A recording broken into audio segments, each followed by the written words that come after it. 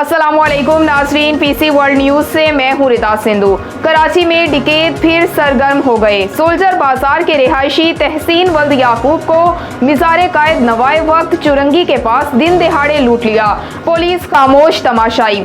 हमारे नुमाइंदे खुसूसी पाकिस्तान गुलाम दस्तगीर की रिपोर्ट के मुताबिक डाकू 10,15,000 रुपए नकदी, laptop, mobile phone, credit cards, ATM cards, एक शहजोर गाड़ी नंबर KN 8324 की ओरिजिनल फाइल और ताजर तहसीन से उसके पर्स में मौजूद जाती असल दस्तावेजात लूट कर फरार हो गए। जमशेद क्वार्टर पुलिस स्टेशन में FIR दर्ज करवाने के बावजूद पुलिस टाल मटोल कर रही है। ताजर की आला हुकाम से कार्रवाई की दरख्वास्त।